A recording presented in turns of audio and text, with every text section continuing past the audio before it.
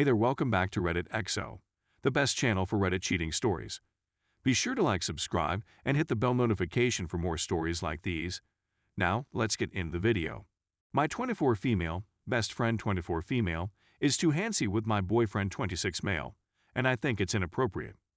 I know I shouldn't use the term best friend in a piece like this, but I don't know what else to call Jessie.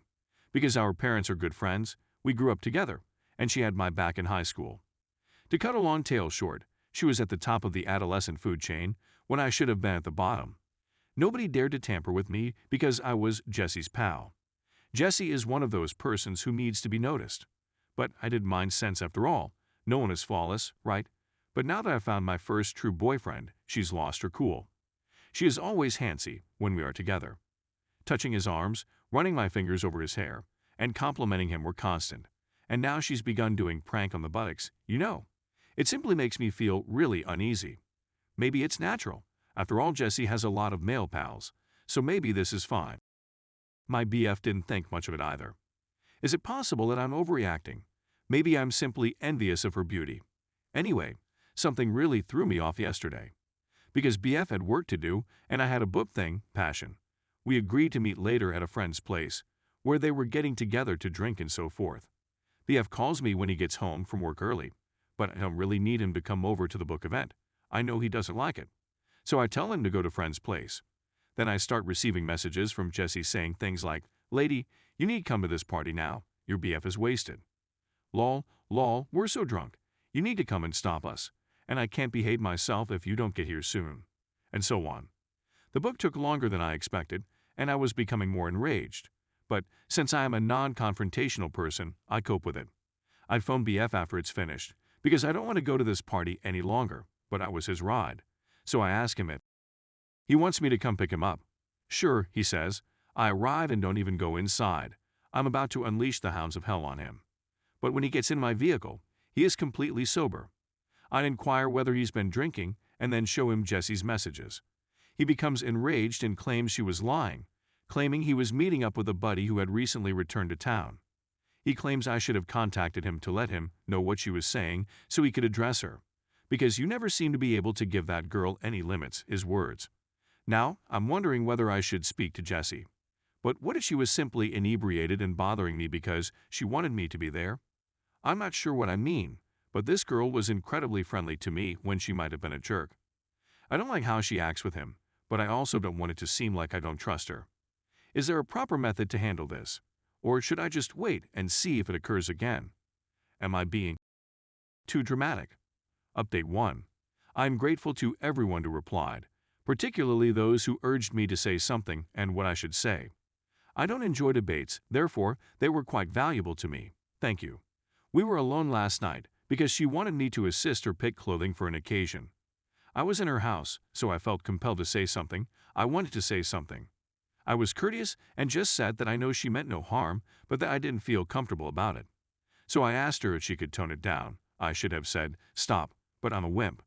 She didn't say anything particularly hurtful, but her demeanor was, I believe, a little strange. She was gazing at me with disdain, and the way she smiled after I was done saying, it simply felt strange. She didn't say anything more than okay, and we simply went on to pick out her clothing before I left. We were going to go out to lunch, but she stated she was too sleepy. I'm not stupid, she was wounded.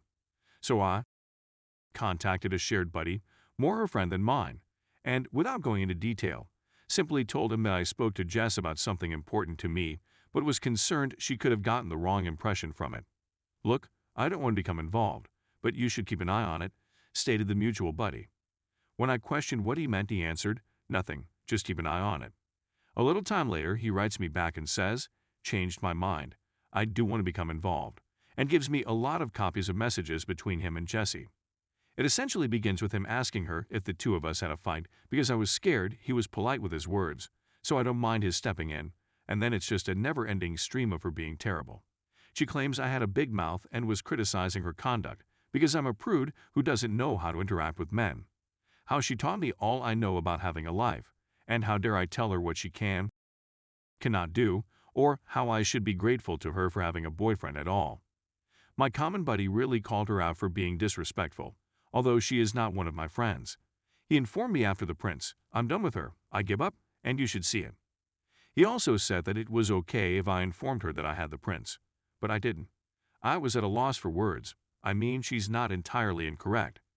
Even though I am aware of this, it still stings to read them. I awoke this morning to find that she had contacted me late at night. She claims she knows Pete, gave me the prints, and she didn't want to be disrespectful. But it's ludicrous that I am envious of her since she could easily have my BF. You want me to prove it? That's what she meant when she said I'm being foolish and should drop it. She concludes with kisses and a joke. So I'm not sure whether she was joking, apologizing, threatening, or being realistic. I haven't responded to her yet. I'm at a loss for words. Is it really necessary for me to say anything? Or should I simply forget about it? I wish I could speak to someone about it, but I'm really private. I generally bring these items to Jessie. Help. Update 2. My boyfriend is having with her, according to the second update. A buddy persuaded several other pals to email me copies of messages they sent with either my BF or best friend. They are very obvious. When I confronted my boyfriend, he seemed confused, saying he loved me, and that was only. He claims that Jessie continued throwing herself at him, tormenting him, and that he stated he didn't like her, but that he still wanted to spend out with her. He said he just had with her a few of times to see if she would move on and leave him alone. He says he won't do it anymore, that he doesn't even like her, that he loves me, and begs me to forgive him. I believe Jessie went to the party, where my BF and I met, because she wanted to up with him based on the messages I ultimately read. She felt awful for him, but he didn't share her feelings. She was attempting to convince him to break up with me, and then she was attempting to get me to break up with him. It was effective. He is a single guy as of yesterday. Some of the ups are mentioned in some of the literature. I'm on the verge of puking. I blocked him since he was still attempting to contact me. I snubbed her, but she just texted me, saying she just heard what happened, and you realize this was probably for the best right, and I want to scream.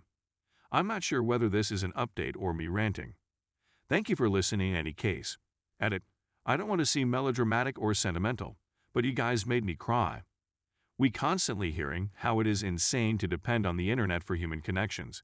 Yet I recently lost a boyfriend, a best friend, and a big group of pals, and instead of feeling alone, I am increasingly feeling like, hell yes, that was the correct thing to do, I'll be okay. It's still painful, but not as much as if I had been really alone. I can't even begin to express how grateful I'm to this sub. I'm at a complete loss for words. Even on my prior postings, which had less replies, it was some of the comments there that prompted me to tackle the cheating situation, knowing I had to split up and go on. So that transformed my life right now. And, given that I'll be doing a lot of soul searching about toxic relationships, this has most likely transformed my life for the better. So, thank you everyone for reaching out to a stranger. This community is priceless. And I received a gold. I'm at a loss for words. Thank you so much. I don't intend to seem ungrateful, but I have no idea how much gold costs. And this is an alt account that won't be used often. Is it possible for me to return it to the sender? Some of you have requested an update. If there's anything fresh to tell, I may do it in a while. For the time being, it's simply more of the same. I doubt I'll be able to respond to all of the comments, but I'm doing my best to address the ones that have questions. Thank you very much. Final update. I promise to return if anything significant occurred. XBF continued attempting to contact me via mutual pals. They continued pushing me to unblock him and at least listen to him out, because he was genuinely sorry he loved me, he was a mess, he didn't intend to, and someone even asked whether I was sure it occurred. They offered to give me printouts of messages in which he mentioned me, so I could see how he always had kind things to say and how much he cared. But I've had it with print screen drama for the rest of my life and said no. To others who persisted, I informed them I wasn't unblocking him because I didn't have anything to say or hear, and that if they continued pressing me, I'd block them as well. I bumped across an ex-boyfriend in a bookstore where I often go, hobby of mine. Maybe I'm being arrogant, but I believe he went there for me. He didn't have any business being there, but I'm just guessing. He asked if I had a few minutes for coffee, and I explained that I was running late. Lie. He escorted me to my vehicle. He smelled wonderful and looked fantastic. He was extremely kind. He was even wearing his hair in the style I like. I felt terrible because, despite everything, I still like him. He apologized again, saying he understood I needed time and distance, but asked if I'd consider giving him another opportunity since he would wait for me. He said that he would never speak to Jesse again and that they would behave as though they had restraining orders against one another. And I thought it was pretty amusing because everything he said forced me to believe him. But I don't. So I told him I was no longer interested and that he should go on. I wish I could have said something more witty or snappy. But I didn't have anything. This was on Saturday, and I haven't heard from him or any of his pals since. That, I believe, was the end of it. Jesse continued attempting to speak to me as well. As I said in the comments, I had a vacation planned with Jesse, my ex-boyfriend, and a few others. Because Jesse couldn't afford it, my parents covered the majority of her bills. She must have recalled this immediately after everything went down and worried, since I had everything: vouchers, confirmations, emails, credit card info. She had gone crazy. Even came to my house, I wasn't home, and my roommate told her to F off, exact words. I didn't block her at first, since I was having a good time seeing her misery. I spoke with my mother, who was wonderful. It was all right if I canceled everything, even if it cost us money. As a result, I did. And as a last piece of print screen drama, I printed out the emails I received confirming cancellations and forwarded them to Jesse with the word "bye" before blocking her. My roommate has been fantastic. We were never very close, and I'm not sure why. She changed her plans with her friends to stay with me and asked me to go out with them the next weekend. I went to visit a therapist yesterday, as advised by a number of you. It was fantastic. It was just one visit, and I spent most of it talking, but it felt nice. She assigned me homework.